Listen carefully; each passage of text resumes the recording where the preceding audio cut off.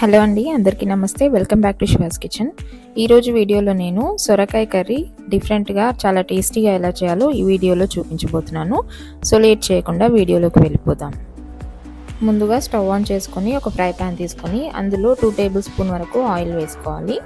Oil వేడయ్యాక ఇందులో 1/2 spoon జీలకర్ర, 1/2 స్పూన్ ఆవాలు వేసి ఇవి కొద్దిగా వేగిన తర్వాత కొద్దిగా కరివేపాకు, 3 మీడియం సైజ్ ఆనియన్స్ని ఇలా చిన్న చిన్న ముక్కలుగా కట్ చేసి వేసుకోవాలి. అలాగే 2-3 పచ్చిమిర్చిని కూడా ఇలా స్లిట్ చేసి వేసుకొని ఆనియన్స్ గోల్డెన్ బ్రౌన్ కలర్ వచ్చేంత వరకు ఫ్రై చేసుకోవాలి. ఇలా ఫ్రై అయిన తర్వాత ఇందులో 1 స్పూన్ అల్లం వెల్లుల్లి పేస్ట్, 1/2 స్పూన్ పసుపు, 1 స్పూన్ ధనియాల పొడి వేసుకొని అల్లం పచ్చివాసన పోయేంత వరకు ఫ్రై చేసుకోవాలి. అల్లం పచ్చివాసన పోయిన తర్వాత మనం గంట పాటు నానబెట్టి పెట్టుకున్న 2 టేబుల్ స్పూన్ శనగపప్పుని ఇందులో వేసుకొని అలాగే మనం కట్ చేసి పెట్టుకున్న సొరకాయ ముక్కల్ని కూడా వేసుకొని సొరకాయ ముక్కలు బాగా ఉడికేంత వరకు మూత పెట్టి ఒక 10 నిమిషాలు లో ఫ్లేమ్లో పెట్టుకొని ఉడికించుకోవాలి. ఒక 10 నిమిషాల తర్వాత ఇలా ఒకసారి కలుపుకొని చూసుకోవాలి. సొరకాయ ముక్కలు ఇలా ఉడికిన తర్వాత ఇందులో మనం కట్ చేసి పెట్టుకున్న 3 మీడియం సైజ్ టమాటా ముక్కల్ని వేసుకొని టమాటాలు మెత్తగా ఉడకడానికి సాల్ట్ ఇప్పుడే వేసుకుంటున్నాను. నేను 1.5 టేబుల్ స్పూన్ సాల్ట్ వేసుకుంటున్నాను.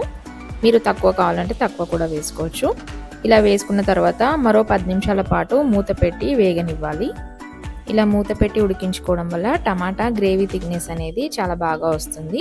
10 నిమిషాల తర్వాత మూత తీసుకుని టమాటాలు మెత్తగా ఉడికాయో లేదో ఒకసారి కలుపుకొని చూసుకోండి. టమాటాలు ఇలా మెత్తగా ఉడికిన తర్వాత ఇందులో 2 టేబుల్ స్పూన్ వరకు కారం వేసుకొని 1 స్పూన్ గరం మసాలా పౌడర్ కూడా వేసుకోవాలి. ఇవి రెండు వేగడానికి ఒక 5 నిమిషాల పాటు మూత పెట్టి బాగా కలుపుకొని మగ్గించుకోవాలి.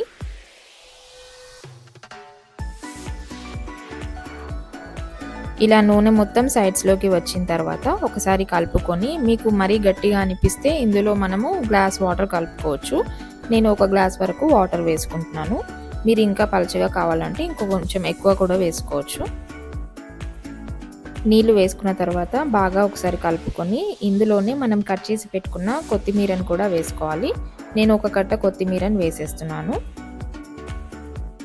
కొత్తిమీర వేసాక ఇలా ఒకసారి బాగా కలుపుకొని మళ్ళీ నూనె పైకి తేలేంత వరకు ఒక 2 నిమిషాల పాటు మూత పెట్టి ఉడికించుకోవాలి. 2 మినిట్స్ తర్వాత చూసారు కదా, ఇలా నూనె మొత్తం పైకి తేలాలండి. ఇలా తేలిన తర్వాత ఒకసారి కలుపుకొని స్టవ్ ఆఫ్ చేసి సర్వ్ చేసుకోవడమే. ఈ కర్రీ రైస్లోనే కాదు చపాతీల్లో కూడా చాలా టేస్టీగా ఉంటుంది. ఈ రెసిపీ కనుక మీకు నచ్చినట్లయితే లైక్ చేయండి, షేర్ చేయండి, కామెంట్ చేయండి. మరిన్ని ఇంట్రెస్టింగ్ రెసిపీస్ కోసం మా ఛానల్ని సబ్స్క్రైబ్ చేసుకోవడం మర్చిపోకండి. పక్కనే ఉన్న బెల్ ఐకాన్ నొక్కడం కూడా మర్చిపోకండి.